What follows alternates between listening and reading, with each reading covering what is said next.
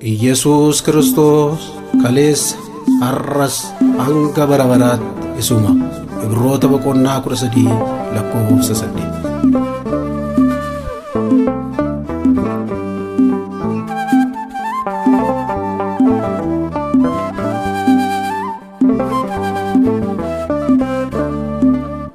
Kaleessa har'as Kristos isuma. Jijjiiramuun gonkumaa barumsa adda ta'een irraafaminaa jecha yeeyyootaatiin sossobaminaa. Kaleessa har'as Kristos isuma. Jijjiiramuun gonkumaa barumsa adda ta'een irraafaminaa jecha yeeyyootaatiin sossobaminaa.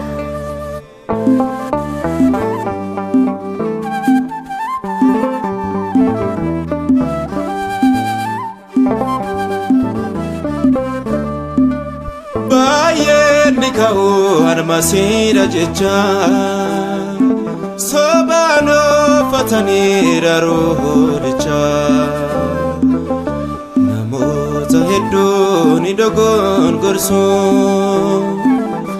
hafuura shakkiitti facaasu. Hin simaatinaa barumsa ormaa Yesus Kristos yoomuu isuma. Hin simaatinaa barumsa ormaa Yesus Kristos yoomuu isuma. Kaleessa har'as Kristos isuma. Jijjiiramuun gonkumaa barumsa adda ta'een irraafaminaa jecha yeeyyootaatiin sossobaminaa.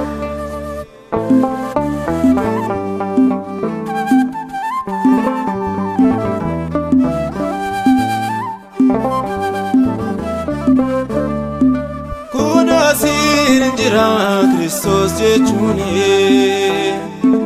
raajotni daraa dhugaa dabsanii. Gooftaa jedhu hidhii isaaniitiin waaqummaa Yesus ganee lapheen isaanii. Hin simaatinaa barumsa ormaa Yesus Kristos yoomuu isuma. Hin simaatinaa barumsa ormaa Yesus Kristos yoomuu isuma. Kaleessa har'as Kristos isuma.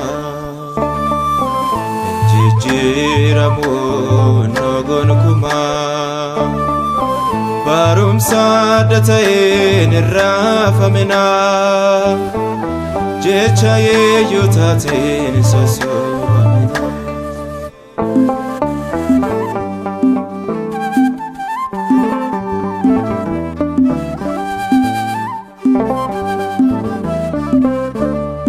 Mallattoo gurguddaa dinqiis hojjetu kaayyoo bineensichaaf fitamuun dhaabbatu. Sobattee firoomuu dhugaarraa maqanii akka fedha isaaniitti wangeela hiikanii.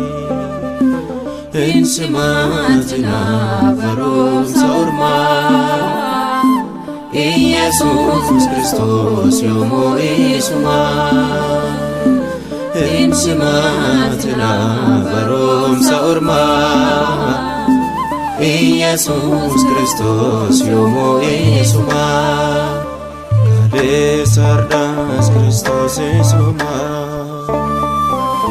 Jijjiiramuun gonkumaa barumsa adda ta'een irraafaminaa jecha yeeyyootaatiin sossobaminaa.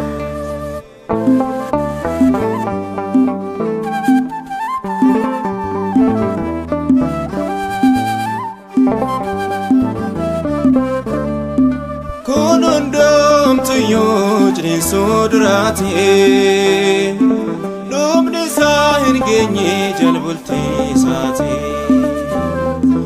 Obsenni gatee daandii jalqabaate Gonfoo baadhafamaa mooticha duratti Hin simaatina barumsa ormaa Yesus Kristos yoomuu isuma Hin simaatina barumsa ormaa Yesus Kristos yoomuu isuma Namni jabaatee hamma dhumaatti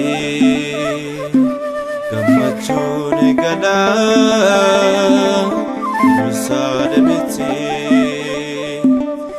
Namni jabaatee hamma dhumaatti gammachuun gala biyya ishee haaratti Namni jabaatee hamma dhumaatti gammachuun gala Yerusaalemitti Namni jabaatee hamma dhumaatti gammachuun gala biyya ishee haaratti Namni jabaatee hamma dhumaatti gammachuun gala Yerusaalemitti Namni jabaatee hamma dhumaatti gammachuun gala biyya ishee